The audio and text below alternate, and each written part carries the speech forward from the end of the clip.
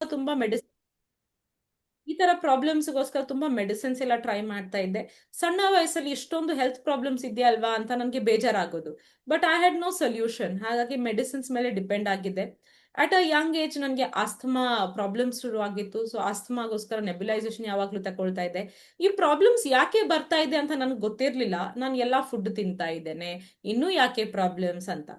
But ಯಾವಾಗ ನಾನು ಈ ಕಮ್ಯುನಿಟಿಗೆ ನನಗೆ ಇಂಟ್ರೊಡ್ಯೂಸ್ ಆಯಿತು, ಹರ್ಬಲ್ ಲೈಫ್ ಕಮ್ಯುನಿಟಿಗೆ ಬಂದಾದ್ಮೇಲೆ ನನಗೆ ಗೊತ್ತಾಯ್ತು, ಓ ಫುಡ್ ಅಂದ್ರೆ ಹೇಗ್ ನಾವು ಯೂಸ್ ಮಾಡಬೇಕು, ಫುಡ್ ಹೇಗ್ ಸೇವಿಸಬೇಕು, ನ್ಯೂಟ್ರಿಷನ್ ಅಂದ್ರೆ ಏನು, ನಮ್ಮ ಆಹಾರದಲ್ಲಿ ಕೊರತೆ ಯಾವ ರೀತಿದು ಆಗುತ್ತೆ, ಕೊರತೆ ಆದ್ರೆ ಯಾವ ರೀತಿದು ಪ್ರಾಬ್ಲಮ್ಸ್ ಬರುತ್ತೆ, ಇವೆಲ್ಲ ಅರ್ಥ ಆಗ್ತಾ ಆಗ್ತಾ ನನ್ನ ಕೋಚ್ ಗೈಡೆನ್ಸ್ ಪ್ರಕಾರ ಮಾಡ್ತಾ 3 ತಿಂಗಳು ಒಳಗಡೆ ನನ್ನ ಎಲ್ಲ ಹೆಲ್ತ್ ಪ್ರಾಬ್ಲಮ್ಸ್ ಇಂದ ಹೊರಗಡೆ ಬರಕ್ ಹೆಲ್ಪ್ ಆಯ್ತು. ಅಷ್ಟು ಮಾತ್ರ ಅಲ್ಲ, ವಿದಿನ್ 6 ಮಂತ್ಸ್ ನಾನು 8 kg ಅಷ್ಟು ವೇಟ್ ಗೇನ್ ಮಾಡಿದೆ. ವಿದಿನ್ 1 ಇಯರ್ ನಾನು ಎಲ್ಲ ಮೆಡಿಸಿನ್ಸ್ ಇಂದ ಆಚೆ ಬಂದೆ. ಇಟ್ ಇಸ್ ಆಲ್ಮೋಸ್ಟ್ 9.5 years ನಾನು ನನ್ನ ಐಡಿಯಲ್ ವೇಟ್ ಅನ್ನು ಮೇಂಟೈನ್ ಮಾಡ್ತಾ ಇದ್ದೀನಿ. ಅಷ್ಟು ಮಾತ್ರ ಅಲ್ಲ, ಪೋಸ್ಟ್ ಪಾರ್ಟಮ್ ಆಫ್ಟರ್ ಡೆಲಿವರಿ ನಾನು ಆಲ್ಮೋಸ್ಟ್ 10 kg ಅಷ್ಟು ವೇಟ್ ಲಾಸ್ ಮಾಡಿದ್ದೀನಿ. ಥ್ರೂ ಔಟ್ ಪ್ರೆಗ್ನೆನ್ಸಿ ನಾನು ನ್ಯೂಟ್ರಿಷನ್ ಯೂಸ್ ಮಾಡಿದ್ದೀನಿ. As a family we are leading a healthy and active life style. ತುಂಬಾ ಖುಷಿ ಆಗುತ್ತೆ ನಾವು as a family healthy medicine free ಇರ್ಬೇಕಾದ್ರೆ. ಹೌದಲ್ವಾ? ಯಾರಿಗೆಲ್ಲ ಇಷ್ಟ ನಾನು ಮಾತ್ರ ಅಲ್ಲ, ನನ್ನ ಫ್ಯಾಮಿಲಿ ಕೂಡ ಹೆಲ್ತಿ, ಹ್ಯಾಪಿ, ಮೆಡಿಸಿನ್ ಫ್ರೀ ಇರ್ಬೇಕು ಅಂತ. ಮೀ ಅಂತ ಹಾಕಿ ಚಾಟ್ ಬಾಕ್ಸ್ ಅಲ್ಲಿ. ಇಲ್ಲ ಶೇರ್ ಮೈ ಸ್ಕ್ರೀನ್. ಇವತ್ತಿನ ಟಾಪಿಕ್ ಗೊತ್ತಾ ಎಲ್ರಿಗೂ? Gut health. Gut Gut health. health. Okay, very nice. Gut health. Gut health ಅಲ್ಲಿ ಸ್ಪೆಸಿಫಿಕ್ ಆಗಿ ನಾನು ಒಂದು ಟಾಪಿಕ್ ಬಗ್ಗೆ ಮಾತಾಡ್ಲಿಕ್ಕಿದ್ದೇನೆ. And that is nothing but how to feed our gut in the right way. ತುಂಬಾ ಸತಿ ನಾವು ತಿಂತೀವಿ, ಫುಡ್ ತಿಂತೀವಿ, ಆದ್ರೆ ಈ ತಿಂತಾ ಇರೋದು ಎಲ್ಲ ನನ್ನ ಬಾಡಿಗೆ ಅವಶ್ಯಕತೆ ಇರೋದಾ, ಇಲ್ಲ ನಾನು ಏನಾದ್ರೂ ಬೇರೆ ಮಾಡ್ಬೇಕಾ, ಎಮ್ ಐ ಈಟಿಂಗ್ ಇನಫ್, ಇವೆಲ್ಲ ನಾವು ಇವತ್ತಿನ ಸೆಷನ್ ಅಲ್ಲಿ ನೋಡ್ಕೊಳ್ಳೋಣ. Okay, is my screen visible, clear? Yes. Yes. ಇವತ್ತಿನ ಸೆಷನ್ ಅಲ್ಲಿ ನಾವು ನೋಡ್ಲಿಕ್ಕಿದ್ದೇವೆ ನಾವು ಗಟ್ ಫುಡ್ ಯಾವ್ದು ಕೊಡ್ಬೇಕು ಅಂತ. Food for your gut basically is fibre. Fibre ಅಂದ್ರೆ ಏನು? What is fibre? Fiber which is with the macro and micro nutrients. Okay, so macro nutrients ಅಲ್ಲಿ ಫೈಬರ್ ಬರುತ್ತೆ. Very nice, good good add on. Okay, fibre is nothing but ನಾರಿನಂಶ ಅಂತ ಹೇಳ್ತೀವಿ ನಾವು ಕನ್ನಡದಲ್ಲಿ. Fibre is a type of carbohydrate. Indigestible ಆಗಿರುತ್ತೆ, ನಮ್ಮ ಹೊಟ್ಟೆ ಕ್ಲೀನ್ ಮಾಡಕ್ ಹೆಲ್ಪ್ ಆಗುತ್ತೆ. ಸೊ ಅಷ್ಟು ಮಾತ್ರ, ಇನ್ನು ಬೇರೆ ಬೇರೆ ವಿಶೇಷತೆ ಇದೆ. ಹೇಗೆ ಹೆಲ್ಪ್ ಮಾಡುತ್ತೆ ಅಂತ ನೋಡ್ಕೊಳ್ಳೋಣ. ಫಸ್ಟ್ ಆಫ್ ಆಲ್, ಫೈಬರ್ ಇದು ಕೊರತೆ ಇದೆ ಅಂತ ಹೇಳಿದ್ರೆ ಫಸ್ಟ್ ಶುರು ಆಗೋದು ಆಕ್ನೆ. ಯಾರಿಗೆಲ್ಲ ಈ ತರದ್ದು ಆಕ್ನೆ, ಪಿಂಪಲ್ಸ್ ಎಲ್ಲ ಬರ್ತಾ ಇರುತ್ತೆ? ಎನಿಬಡಿ? ಮುಂಚೆ ಮುಂಚೆ ಬರ್ತಾ ಇತ್ತು? Raise your hands or say me or type me in the chat box. I'll know. ನನ್ಗೆ ಇತ್ತು ಮುಂಚೆ ತುಂಬಾ ಆಕ್ನೆ, ಫುಲ್ ಈ ತರ ಕಜ್ಜಿ ಕಜ್ಜಿ ಕಜ್ಜಿ ಬೀಳೋದು. Anybody? You can say me. Okay, I can see some me's in the chat box. Nice. So ಏನಾಗುತ್ತೆ ಅಂದ್ರೆ, ಫೈಬರ್ ನಾರಿನಂಶದ ಕೊರತೆ ಆದ್ರೆ ನಮ್ಮ ಆಹಾರದಲ್ಲಿ ಫಸ್ಟ್ ಬೀಳೋದು ಆಕ್ನೆ. ಸಾರಿ, ಆಕ್ನೆಗೋಸ್ಕರ ತುಂಬಾ ಸತಿ ಬೇರೆ ಬೇರೆ ಕಾಸ್ಮೆಟಿಕ್ಸ್, ಕಾಸ್ಟ್ಲಿ ಕಾಸ್ಮೆಟಿಕ್ಸ್ ನಿಮ್ಗೂ ಇತ್ತು. ಏನಾಗ್ತದೆ ಅಂದ್ರೆ, ಕಾಸ್ಟ್ಲಿ ಎಲ್ಲವೂ ಹಚ್ಚೋದು, ಆದ್ರೆ ಮೇಲ್ಗಡೆಯಿಂದ ಮಾತ್ರ ಅಲ್ವಾ ಅದು. ಆಕ್ನೆ ಶುರು ಆಗ್ಬೇಕಾದ್ರೆ ಒಳಗಡೆಯಿಂದ ಶುರು ಆಗೋದು. It is a reflection of your gut. Your skin is a reflection of your gut. So ಹೊಟ್ಟೆಗೆ ಏನ್ ತಿಂತಾ ಇದ್ದೀರೋ ಅದ್ರಿಂದ ಬರ್ತಾ ಇರೋದು. ಮುಂಚಿನ ನಮ್ಮ ಫುಡ್ ಹೇಗಿತ್ತು? ಜಂಕ್ ಫುಡ್ ತಿಂತಾ ಇದ್ವಿ, ಸ್ಪೈಸಿ ಫುಡ್ ತಿಂತಾ ಇದ್ವಿ, ಅದ್ರಲ್ಲಿ ಎಲ್ಲಿ ಫೈಬರ್? ಹೌದಲ್ವಾ? ಸೊ ಈಗ ಏನಾಗ್ತಾ ಇದೆ, ನಮ್ಮ ಡಯಟ್ ನಾವು ಎಲ್ರೂ ಚೇಂಜ್ ಮಾಡ್ತಾ ಇರ್ಬೇಕಾದ್ರೆ ಫಸ್ಟ್ ಆಫ್ ಆಲ್ ಅಬ್ಸರ್ವ್ ಮಾಡಿ, ಆಕ್ನೆ, ಪಿಂಪಲ್ಸ್ ಬೀಳೋದು ಕಮ್ಮಿ ಆಗುತ್ತೆ. ಇನ್ನೊಂದು ದೊಡ್ಡ sign, actually good sign of fibre deficiency is constipation. ತುಂಬಾ ಜನರಿಗೆ ಪ್ರಾಬ್ಲಮ್ ಇರುತ್ತೆ, ಮೋಷನ್ ಆಗೋದಿಲ್ಲ, ಇಲ್ಲ ಮೋಷನ್ ಪಾಸ್ ಆಗ್ಬೇಕಾದ್ರೆ ತುಂಬಾ ಜಾಸ್ತಿ ನೋವು ಆಗೋದು, ಡ್ರೈ ಸ್ಟೂಲ್ಸ್ ಪ್ರಾಬ್ಲಮ್ ಆಗೋದು, ಇವೆಲ್ಲ ಕಾನ್ಸ್ಟಿಪೇಷನ್ ಅಂತ ಹೇಳ್ತೀವಿ. ಕೆಲವರಿಗೆ ಕಾನ್ಸ್ಟಿಪೇಷನ್ ಅಂದ್ರೆ ಅರ್ಥ ಮಾಡ್ಕೊಳ್ಳೋದು ಹೇಗೆ ಗೊತ್ತಾ? ನನ್ಗೆ ದಿನಾಲು ಮೋಷನ್ ಆಗ್ಬೇಕು, ದಿವ್ಸಕ್ಕೆ ಒಂದ್ಸತಿ ಆದ್ರೆ ಕಾನ್ಸ್ಟಿಪೇಷನ್, ಆ ತರ ಅಲ್ಲ. ಓಕೆನಾ? ಎಸ್ಪೆಷಲಿ ನೀವು ಹರ್ಬಲ್ ಲೈಫ್ ಶೇಕ್ ಸ್ಟಾರ್ಟ್ ಮಾಡಿದ್ಮೇಲೆ ರೆಸಿಡ್ಯೂ ಇರೋದಿಲ್ಲ ಅಲ್ವಾ? ರೆಸಿಡ್ಯೂ ಅಂದ್ರೆ ಏನು? ಈಗ ಮೋಷನ್ ಅಂದ್ರೆ ಏನು ಹೋಗೋದು? ಎಕ್ಸ್ಟ್ರಾ ಏನು ಬಾಡಿಗೆ ಹೀರ್ಕೊಳ್ಳಿಲ್ವೋ ಅವೆಲ್ಲ ಹೋಗೋದು ನಮ್ಮ ಮೋಷನ್ ಅಲ್ಲಿ, ಹೌದಲ್ವಾ? ಸೊ ಏನಾಗುತ್ತೆ, ರೆಸಿಡ್ಯೂ ಅಂದ್ರೆ ಉಳ್ದಿದ್ದು ಏನಿದೆ ಕಸ ಎಲ್ಲ ಹೋಗೋದು. ಈಗ ನಮ್ ಶೇಕ್ ಅಲ್ಲಿ ಏನ್ ಉಳಿತದೆ? ಹರ್ಬಲೈಫ್ ಶೇಕ್ ಅಲ್ಲಿ ಉಳಿತದ ಏನಾದ್ರು? 99% ಅಬ್ಸಾರ್ಬಬಲ್ ಅಲ್ವಾ, ಎಲ್ಲವೂ ಹೀರ್ಕೊಳ್ಳುತ್ತೆ, ಅಷ್ಟು ಒಳ್ಳೆ ನ್ಯೂಟ್ರಿಷನ್. ಸೊ ರೆಸಿಡ್ಯೂ ಇರೋದಿಲ್ಲ. ಹಾಗಾಗಿ ನೀವು ಶೇಕ್ ಸ್ಟಾರ್ಟ್ ಮಾಡ್ಬೇಕಾದ್ರೆ 2 ದಿವಸಕ್ಕೆ ಒಮ್ಮೆ ಮೋಷನ್ ಆಗೋದು ತುಂಬಾ common and normal. It is not a problem. Constipation ಅಂದ್ರೆ ಯಾವಾಗ ಗೊತ್ತಾ? ಮೋಷನ್ ಪಾಸ್ ಮಾಡ್ಬೇಕಾದ್ರೆ ನೋವು ಆಗೋದು, ತುಂಬಾ ಡ್ರೈ ಸ್ಟೂಲ್ಸ್ ಆಗೋದು, ಇವೆಲ್ಲ ಕಾನ್ಸ್ಟಿಪೇಷನ್ ಅಂತ ಹೇಳ್ತೀವಿ. ಈ ತರ ಪ್ರಾಬ್ಲಮ್ ಇದ್ರೆ ಅದರ ಅರ್ಥ ನಿಮ್ಮ ಆಹಾರದಲ್ಲಿ ಫೈಬರ್ ಅಂದ್ರೆ ನಾರಿನಂಶದ ಕೊರತೆ ಆಗ್ತಾ ಇದೆ. ಇನ್ನೊಂದು ಇನ್ಫ್ಲಮೇಷನ್. ಇನ್ಫ್ಲಮೇಷನ್ ಅಂದ್ರೆ ಎಸಿಡಿಟಿ, ಗ್ಯಾಸ್ಟ್ರೈಟಿಸ್ ಎಲ್ಲ ಆಗೋದು, ಹೊಟ್ಟೆ ಒಳಗಡೆ ಉರಿ ಆಗೋದು. ಯಾರಿಗಾದ್ರೂ ಎಕ್ಸ್ಪೀರಿಯನ್ಸ್ ಇದೆಯಾ ಇನ್ಫ್ಲಮೇಷನ್, ಹೊಟ್ಟೆ ಒಳಗಡೆ ಉರಿ ಆಗೋದು? Yes, before. ಬಿಫೋರ್. ಎಸ್. ಇನ್ಯಾರಾದ್ರೂ ಮೀ ಅಂತ ಹೇಳಿ, ಆಗ ಗೊತ್ತಾಗುತ್ತೆ. ಇಲ್ಲಾಂದ್ರೆ ಯಾರಿಗೂ ಇಲ್ಲ ಪ್ರಾಬ್ಲಮ್ ಅಂತ. Me. Yes, Anuradha ma'am. Yes, amazing. Inflammation ಅಂದ್ರೆ ಹೊಟ್ಟೆ ಒಳಗಡೆ ಉರಿ ಆಗೋದು. ಈಗ ನಾನು ಒಂದು ಫೈರ್ ಹಾಕಿದ್ರೆ ಏನಾಗುತ್ತೆ? ಉರಿ ಆಗುತ್ತಲ್ವಾ? ಸೇಮ್ ವೇ ಹೊಟ್ಟೆ ಒಳಗಡೆಯಿಂದ ಉರಿ ಆಗೋದು. ಹೊಟ್ಟೆ ಒಳಗಡೆ ಹೇಗೆ ಉರಿ ಆಗುತ್ತೆ? ಯಾಕಂದ್ರೆ ನಾವು ತಿಂತಾ ಇರುವ ಫುಡ್ ಅಲ್ಲಿ ಏನೋ ಉರಿ ಆಗ್ತಾ ಇರೋ ಅಂಶ ಇದೆ. Maybe junk food, maybe oily food, or maybe spicy food. ಇದನ್ನೆಲ್ಲ ಫುಡ್ ತಿನ್ಬೇಕಾದ್ರೆ ಏನಾಗುತ್ತೆ? ಹೊಟ್ಟೆ ಒಳಗಡೆ ಉರಿ ಶುರು ಆಗುತ್ತೆ, ಎಸಿಡಿಟಿ ಆಗುತ್ತೆ, ಗ್ಯಾಸ್ಟ್ರೈಟಿಸ್ ಆಗುತ್ತೆ. ಇದೇ ಜಾಸ್ತಿ ಆಗಿ ಅಲ್ಸರ್ ಶುರು ಆಗುತ್ತೆ. ಅಲ್ಸರ್ಸ್ ಅಂದ್ರೆ ಏನು? ಯಾರಿಗ್ ಗೊತ್ತು? ಅಲ್ಸರ್ಸ್ ಗೊತ್ತಾ? ಹೊಟ್ಟೆ ಒಳಗಡೆ ಭಾಗದಲ್ಲಿ ಹುಣ್ಣಾಗೋದು, ವೂಂಡ್ಸ್ ಆಗೋದು. ಈಗ ಹೊರಗಡೆಯಿಂದ ನನ್ಗೆ ಹುಣ್ಣಾದ್ರೆ ಏನಾಗುತ್ತೆ? ನೋವು ಬರುತ್ತೆ ಅಲ್ವಾ? ಮತ್ತೆ ನಾನು ಏನಾದ್ರೂ ಆಯಿಂಟ್ಮೆಂಟ್ ಹಚ್ತೀನಿ, ರೆಸ್ಟ್ ತಗೊಳ್ತೀನಿ. ಹೊಟ್ಟೆ ಒಳಗಡೆ ಹುಣ್ಣಾದ್ರೆ ಏನ್ ಮಾಡೋದಪ್ಪ? ಅದಲ್ವಾ? So it's a very dangerous stage to be in. Inflammation ಎಲ್ಲವೂ ಶುರು ಆಗೋದು especially with fibre deficiency, intake of unwanted junk foods. Fibre ಕೊರತೆ ಆದ್ರೆ ಕ್ರೇವಿಂಗ್ಸ್ ಆಗುತ್ತೆ. ಕ್ರೇವಿಂಗ್ಸ್ ಯಾವಾಗ್ಲೂ ಅನ್ಹೆಲ್ತಿ ಫುಡ್ಡಿಗೆ ಆಗೋದು. ಬಿಸ್ಕಿಟ್ ಪ್ಯಾಕೆಟ್ ಓಪನ್ ಮಾಡಿದೀನಿ, ಈಗ ಬಿಸ್ಕಿಟ್ ಪ್ಯಾಕೆಟ್ ಓಪನ್ ಮಾಡಿ 2 ಬಿಸ್ಕಿಟ್ ತಿಂದು ಉಳ್ದಿದ್ ಪ್ಯಾಕೆಟ್ ಒಳಗಡೆ ಇಟ್ರೆ ಆಗ್ತದ ನನ್ಗೆ? ಇಲ್ಲ ಅಲ್ಲ. ಏನಾಗುತ್ತೆ? ಇಡೀ ಬಿಸ್ಕಿಟ್ ಪ್ಯಾಕೆಟ್ ಖಾಲಿ ಆಗೋವರೆಗೂ ಮನ್ಸಿಗೆ ಸಮಾಧಾನ ಇಲ್ಲ. ಯಾರಿಗಾದ್ರೂ ಆಗ್ತಾ ಇತ್ತಾ ಮುಂಚೆ ಇದು? ಇಲ್ಲ ನನಗ್ ಮಾತ್ರನಾ? ಸೇಮಿ ಸಾಲ್ನೋ?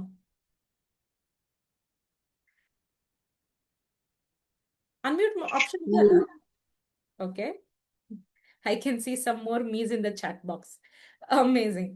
ಕ್ರೇವಿಂಗ್ಸ್ ಯಾವಾಗ್ಲೂ ಆಗೋದು ಅನ್ಹೆಲ್ತಿ ಫುಡ್ಡಿಗೆ. ಸಂಜೆ 4 to 6 ಒಳಗಡೆ ನೋಡಿ, ಆ ಟೈಮಲ್ಲಿ ಹೈಯೆಸ್ಟ್ ಕ್ರೇವಿಂಗ್ ಆಗೋದು. ನೀವು ಕೆಲಸದಿಂದ ವಾಪಸ್ ಹೋಗ್ತಾ ಇರ್ತೀರಾ ಮನೆಗೆ, ಅಲ್ಲಿ ರೋಡ್ ಸೈಡ್ ಅಲ್ಲಿ ಏನೋ ಫ್ರೈ ಮಾಡ್ತಾ ಇರ್ತಾರೆ, ಪರಿಮಳ ಬಂತು, ಅಲ್ಲೇ ಗಾಡಿ ಪಾರ್ಕ್ ಮಾಡಿದ್ದು ಅಲ್ಲಿ ಹೋಗಿ ತಿಂದೇ ಹೋಗೋದು ಮನೆಗೆ. ಯಾಕೆ? ಕ್ರೇವಿಂಗ್ಸ್. ಅರ್ಥ ಆಗ್ತಾ ಇದೆಯಾ? ಕ್ರೇವಿಂಗ್ಸ್ ಜಾಸ್ತಿ ಆಗೋದು ನಿಮ್ಮ ಆಹಾರದಲ್ಲಿ ನಾರಿನಂಶದ ಕೊರತೆ ಇರ್ಬೇಕಾದ್ರೆ. ಎಸ್ಪೆಷಲಿ ಕಾಲೇಜ್ ಸ್ಟೂಡೆಂಟ್ಸ್ ಆರ್ ಇವನ್ ಸ್ಕೂಲ್ ಗೋಯಿಂಗ್ ಸ್ಟೂಡೆಂಟ್ಸ್ ನೋಡ್ಕೊಳ್ಳಿ, ಕ್ಯಾಂಟೀನ್ ಅಲ್ಲಿ ಎಷ್ಟೋ ಟೈಮ್ ಸ್ಪೆಂಡ್ ಮಾಡ್ತಾರೆ. ನಾನ್ ಒಂದ್ಸತಿ ಒಂದು ಕಾಲೇಜಿಗೆ ಹೋಗಿದ್ದೆ, ಇನ್ವೈಟ್ ಮಾಡಿದ್ರು. ಆ ಕಾಲೇಜಲ್ಲಿ ಏನ್ ಗೊತ್ತಾ, ನನ್ಗೆ ಆಶ್ಚರ್ಯ, ಎಲ್ಲ KG to PG ಎಲ್ಲ ಕೋರ್ಸಸ್ ಇದೆ ಅದ್ರಲ್ಲಿ ಒಂದು ಇಡೀ ಬಿಲ್ಡಿಂಗ್ ಕ್ಯಾಂಟೀನ್. 5 to 6 ಫ್ಲೋರ್ಸ್ ಇದೆ ಆ ಬಿಲ್ಡಿಂಗ್ ಅಲ್ಲಿ ಕ್ಯಾಂಟೀನ್. ಅಷ್ಟು ದೊಡ್ಡ ಕ್ಯಾಂಟೀನ್ ಯಾಕೆ ಬೇಕಪ್ಪ ಕಾಲೇಜ್ ಪ್ರೆಮಿಸಸ್ ಅಲ್ಲಿ? ಅಗತ್ಯ ಇದೆಯಾ? ಯಾಕೆ ಗೊತ್ತಾ? ಡಿಮಾಂಡ್ ಅಷ್ಟಿದೆ. ಡಿಮಾಂಡ್ ಯಾಕೆ? ಮಕ್ಕಳು ಬಂದು ತಿಂತಾರೆ. ಯಾಕೆ ತಿಂತಾ ಇರ್ತಾರೆ ಮಕ್ಕಳು? ಯಾಕಂದ್ರೆ ಕ್ರೇವಿಂಗ್ಸ್ ಆಗತ್ತೆ. ಈಗ ಕ್ರೇವಿಂಗ್ಸ್ ಯಾಕೆ ಆಯ್ತು? ಯಾಕಂದ್ರೆ ನಾವೇನ್ ತಿಂತಾ ಇದ್ವಿ? ಫುಡ್ ತಿಂತಾ ಇದ್ವಿ, ಫೈಬರ್ ಮನೆದು ಫುಡ್ ಸೇರೋದಿಲ್ಲ. ಸೊ ಏನಾಗುತ್ತೆ? ನ್ಯೂಟ್ರಿಷನ್ ಡೆಫಿಷಿಯನ್ಸಿಯಿಂದ ಕ್ರೇವಿಂಗ್ಸ್ ಹೆಚ್ಚಾಗೋದು. ಅರ್ಥ ಆಗ್ತಾ ಇದೆಯಾ? ನಿಮ್ಮ ಮನೆಯಲ್ಲಿ ಮಕ್ಳು ಇರ್ಬೋದು, ಮಕ್ಳು ಮಾತ್ರ ಅಲ್ಲ, ದೊಡ್ಡವರು ಕೂಡ ಕ್ರೇವಿಂಗ್ಸ್ ಅಲ್ಲಿ ತುಂಬಾ ಜನ ಅಡಿಕ್ಟ್ ಆಗಿದ್ದಾರೆ. ಕೊಲೆಸ್ಟ್ರಾಲ್ ಏರ್ಲಿಕ್ಕೂ ಕೂಡ ಕಾರಣ ನಮ್ಮ ಆಹಾರದಲ್ಲಿ ಫೈಬರ್ ಕೊರತೆ. ಕೊಲೆಸ್ಟ್ರಾಲ್ ಮಾತ್ರ ಅಲ್ಲ, ಲಿಪಿಡ್ಸ್ ಅಲ್ಲಿ ನಿಮ್ಮ ಕೊಲೆಸ್ಟ್ರಾಲ್ ಬಂತು, ಟ್ರೈಗ್ಲಿಸರೈಡ್, LDL ಕೊಲೆಸ್ಟ್ರಾಲ್, ಇವೆಲ್ಲ ಜಾಸ್ತಿ ಆಗ್ತಾ ಇರೋದು ತುಂಬಾ ಸಹಜವಾಗಿ ನಾವು ನೋಡ್ತಾ ಇದ್ದೀವಿ. ರಾಜೇಂದ್ರ ಸರ್, ನಿಮ್ಗೆ ಮ್ಯೂಟ್ ಮಾಡ್ತಾ ಇದ್ದೇನೆ ಈಗ. Okay, yes, thank you. So cholesterol ಎಲ್ಲವೂ ಏರಕ್ಕೆ ಕಾರಣ ನಮ್ಮ ಆಹಾರದಲ್ಲಿ ಫೈಬರ್ ಕೊರತೆ, ನಾರಿನಂಶ ಇಲ್ಲ. ತಿಂತಾ ಇರೋದೇ ನಾವು ಬರೀ ಗುಡ್ಡೆ ತರ ರೈಸ್ ಹಾಕೊಂಡು ಬರೀ ರೈಸ್ ಮೀನ್ಸಾರು ಊಟ ಮಾಡ್ತಾ ಇರೋದು, ಹೌದಲ್ವಾ? ಇಲ್ಲಿ ಏನಾಗುತ್ತೆ, ನಾರಿನಂಶ ಎಷ್ಟು ಸಿಕ್ತು. ಸೊ ಪ್ರಾಬ್ಲಮ್ ನೋಡಿ, ಎಲ್ಲವೂ ಫೈಬರ್ ಡೆಫಿಷಿಯನ್ಸಿಯಿಂದ ಒಂದೊಂದು ಪ್ರಾಬ್ಲಮ್ ನಮಗೆ ಶುರು ಆಗ್ತಾ ಇದೆ. ಫೈಬರ್, ನಾರಿನಂಶದಲ್ಲಿ 2 ಟೈಪ್ ಇದಿರುತ್ತೆ. ಒಂದು ಸೊಲ್ಯೂಬಲ್ ಫೈಬರ್, ಇನ್ನೊಂದು ಇನ್ಸೊಲ್ಯೂಬಲ್ ಫೈಬರ್. ಇದು ಜಾಸ್ತಿ ಸೈನ್ಸ್ ಅರ್ಥ ಮಾಡ್ಕೊಳ್ಬೇಕಂತ ಇಲ್ಲ. ಸೊಲ್ಯೂಬಲ್ ಫೈಬರ್ ಅಂದ್ರೆ ನಮ್ಮ ರಕ್ತದಲ್ಲಿ ಹೀರ್ಕೊಳ್ಳುತ್ತೆ, ಅಬ್ಸಾರ್ಬ್ ಆಗುತ್ತೆ. ಸಕ್ಕರೆ, ಈಗ ನಾನು ಸಕ್ಕರೆ ನೀರಲ್ಲಿ ಹಾಕಿದ್ರೆ ಏನಾಗುತ್ತೆ, ಡಿಸಾಲ್ವ್ ಆಗ್ತದಲ್ವಾ. ಉಪ್ಪು ನೀರಲ್ಲಿ ಹಾಕಿದ್ರೆ ಡಿಸಾಲ್ವ್ ಆಗ್ತದಲ್ಲ. ಅದೇ ಎಣ್ಣೆ ನಾನು ನೀರಲ್ಲಿ ಹಾಕಿದ್ರೆ ಡಿಸಾಲ್ವ್ ಆಗುತ್ತಾ, ಇಲ್ಲಲ್ಲ, ಮೇಲ್ಗಡೆ ಬರುತ್ತೆ.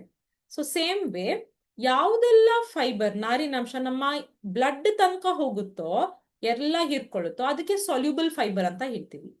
ಇನ್ಸೊಲ್ಯೂಬಲ್ ಫೈಬರ್ ಅಂದ್ರೆ ನಮ್ಮ ಬ್ಲಡ್ ತನಕ ಹೋಗೋದಿಲ್ಲ, ಬ್ಲಡ್ಡಿಗೆ ಹೀರ್ಕೊಳ್ಳೋದಿಲ್ಲ, ಬ್ಲಡ್ ಅಲ್ಲಿ ಹೀರ್ಕೊಳ್ಳೋದಿಲ್ಲ, ಬೇರೆ ಕೆಲಸ ಮಾಡುತ್ತೆ.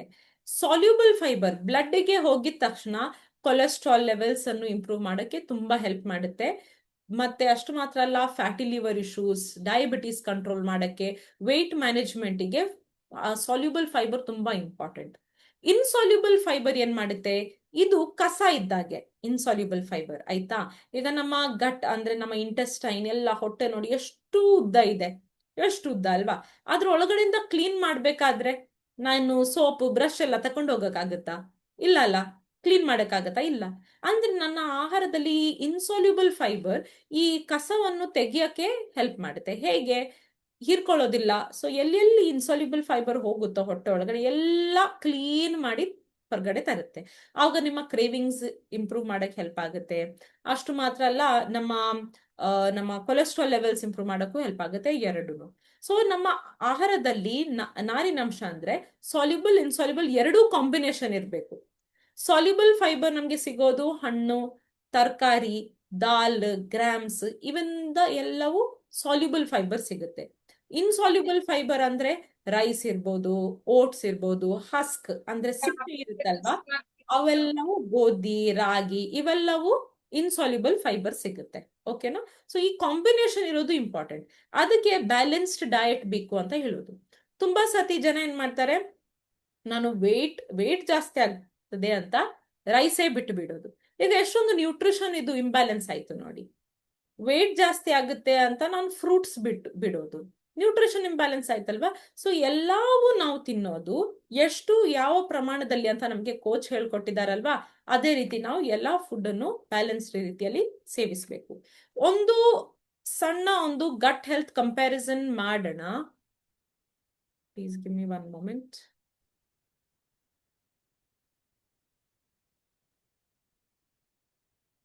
ಗಟ್ ಹೆಲ್ತ್ ಕಂಪ್ಯಾರಿಸನ್. ಪಾಸ್ಟ್, ಮುಂಚೆ ನಮ್ಮ ಆಹಾರ ಹೇಗಿತ್ತು, ಇದು ನನ್ನ ಫುಡ್, ಆಯ್ತಾ. ನಾನು ಮುಂಚೆ ಹೇಗೆ ಫುಡ್ ತಕೊಳ್ತಾ ಇದ್ದೆ ಅಂತ. ತುಂಬಾ ಜನ ನೀವು ಕೂಡ ಇದೇ ರೀತಿ ತಕೊಳ್ತಾ ಇರ್ಬೋದು. ನಮ್ಮ ಗಟ್ ಹೆಲ್ತ್ ಒಳ್ಳೇದಿರ್ಕೊಳ್ಬೇಕಾದ್ರೆ first of all fibre important, secondly protein is important. ಬ್ರೇಕ್ಫಾಸ್ಟ್ಗೆ ನಾನು ಇಡ್ಲಿ, ದೋಸೆ, ಚಪಾತಿ ಆ ತರ ತಿಂತಾ ಇದ್ದೆ, ಜಾಸ್ತಿಯಾಗಿ ರೈಸ್ ಐಟಮ್ಸ್ ವಿತ್ ಚಟ್ನಿ ಇಲ್ಲ ಸಾಂಬಾರ್ ಇರ್ತಾ ಇತ್ತು. ಅದರಲ್ಲಿ ಫೈಬರ್ ಮತ್ತೆ ಪ್ರೋಟೀನ್ ಎಷ್ಟಾಯ್ತು ನೋಡಿ, ಫೈಬರ್ ಒಂದು 2-3 ಗ್ರಾಮ್, ಪ್ರೋಟೀನ್ 4-6 ಗ್ರಾಮ್ ಅಷ್ಟೇ ಸಿಗ್ತಾ ಇರೋದು. ಆವಾಗ ಏನಾಗುತ್ತೆ ಗೊತ್ತಾ, ಬ್ರೇಕ್ಫಾಸ್ಟ್ ಆದ್ಮೇಲೆ ಒಂಥರ ಉದಾಸೀನ ಆಗೋದು. 8 ಗಂಟೆಗೆ ಇಡ್ಲಿ ದೋಸೆ ಎಲ್ಲ ತಿನ್ಬೇಕಾದ್ರೆ 10-11 ಗಂಟೆಗೆ ನಿದ್ದೆ ಬರೋದು ನನ್ಗೆ, ಎಸ್ಪೆಷಲಿ ಕಾಲೇಜಲ್ಲಿ ಇರ್ಬೇಕಾದ್ರೆ ನಿದ್ದೆ ಬರೋದು. ಯಾವಾಗೊಮ್ಮೆ ಈ ಕ್ಲಾಸ್ ಮುಗಿತದೆ ಅಂತ ಆಗೋದು. ಅಷ್ಟು ಮಾತ್ರ ಜೋರ್ ಹಸಿವು ಆಗೋದು, ಪುನಃ ತಿನ್ನುವ ಅಂತ ಆಗೋದು. ಲಂಚ್ ಬಂತ, ಲಂಚ್ಗೆ ಏನು, ರೈಸ್ ಕರಿ ಅಷ್ಟೇ.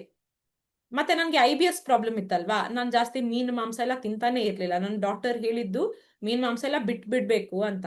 By the way, thanks to Herbalife, I am enjoying everything today. I can eat meat, fish, chicken, everything. I have no problem. Back in the day ಬರೀ ರೈಸ್ ಸಾಂಬಾರ್ ಅಷ್ಟೇ ತಿಂತಾ ಇರೋದು. ಸ್ನಾಕ್ಸ್ ಟೈಮಲ್ಲಿ ಹಸಿವಾಗ್ಬೇಕಾದ್ರೆ ಏನಾದ್ರೂ ಜಂಕ್ ಫುಡ್ ಸಿಕ್ತಾ, chips, biscuit, especially ice cream ನನ್ನ favourite ಇತ್ತು, ಯಾವಾಗ್ಲೂ ತಿಂತಾ ಇರೋದು. ಡಿನ್ನರ್, ರಾತ್ರಿ ರೈಸ್ ಸಾಂಬಾರ್ ಇಷ್ಟೇ. ಈಗ ಇಡೀ ದಿವಸದಲ್ಲಿ ಫೈಬರ್ ಮತ್ತೆ ಪ್ರೋಟೀನ್ ನೋಡಿದ್ರೆ, ಫೈಬರ್ ಬರೀ 6-10 ಗ್ರಾಮ್ ಅಷ್ಟೇ ಸಿಗ್ತಾ ಇರೋದು, ಪ್ರೋಟೀನ್ ಬರೀ 15-20 ಗ್ರಾಮ್ ಅಷ್ಟೇ ಸಿಗ್ತಾ ಇರೋದು. ಓವರ್ ಆಲ್ ಪ್ರಾಬ್ಲಮ್ ಏನಾಯ್ತು ನನಗೆ, PCOD ಪ್ರಾಬ್ಲಮ್ ಆಯ್ತು, IBS ಪ್ರಾಬ್ಲಮ್ ಆಯ್ತು, ಗಟ್ ಹೆಲ್ತ್ ಇರ್ಲಿಲ್ಲ, ಇಮ್ಯುನಿಟಿ ಕಮ್ಮಿ ಆಯ್ತು, ಎನರ್ಜಿ ಇರ್ತಾ ಇರ್ಲಿಲ್ಲ, ಸುಸ್ತು, ಯಾವಾಗ್ಲೂ ಸುಸ್ತಾಗೋದು, ಹಿಮೋಗ್ಲೋಬಿನ್ ಕಮ್ಮಿ ಇರೋದು. ಅರ್ಥ ಆಗ್ತಾ ಇದೆ, ಇವೆಲ್ಲ ನನ್ನ ಮುಂಚಿನ ಪ್ರಾಬ್ಲಮ್ಸ್ ಇತ್ತು. ಒಬ್ರಿಗೆ ಎಷ್ಟು ಫೈಬರ್ ಬೇಕು, ನಾರಿನಂಶ ಬೇಕು, ಒಂದು ದಿವಸದಲ್ಲಿ ಎಷ್ಟು ಬೇಕು? ಇಲ್ಲಿ ಲೆಕ್ಕ ಇದೆ ನೋಡಿ. ಗಂಡಸರಿಗೆ ಮಿನಿಮಮ್ ಅಂದ್ರೆ ಅಪ್ರಾಕ್ಸಿಮೇಟ್ಲಿ 35 ಗ್ರಾಮ್ಸ್ ಫೈಬರ್ ಬೇಕೇ ಬೇಕು. ಹೆಂಗಸರಿಗೆ ಮಿನಿಮಮ್ 25 ಗ್ರಾಮ್ ಫೈಬರ್ ಬೇಕೇ ಬೇಕು. ಇಷ್ಟು ನಾರಿನಂಶ ಬೇಕು, ಆಯ್ತಾ? ಈಗ ನಮ್ಮ ಆಹಾರದಲ್ಲಿ ನೋಡಿ ಎಷ್ಟು ಸಿಗ್ತಾ ಇದೆ ಮುಂಚೆ, 6-10 ಗ್ರಾಮ್ ಕಷ್ಟದಲ್ಲಿ, ಆಯ್ತಾ? ಏನಾಗುತ್ತೆ ಇವಾಗ? ಹೆಲ್ತ್ ಪ್ರಾಬ್ಲಮ್ಸ್ ಬರುತ್ತೋ ಇಲ್ವೋ? ಗಟ್ ಪ್ರಾಬ್ಲಮ್ಸ್ ಬರುತ್ತೋ ಇಲ್ವೋ? ಅಸಿಡಿಟಿ, ಗ್ಯಾಸ್ಟ್ರೈಟಿಸ್, ಡಯಾಬಿಟಿಸ್ ಜಾಸ್ತಿ ಆಗುತ್ತೋ ಇಲ್ವೋ? ಸೊ ಈ ಫುಡ್ ಅನ್ನು ನಾವು ಚೇಂಜ್ ಮಾಡ್ಬೇಕಾಗತ್ತೆ.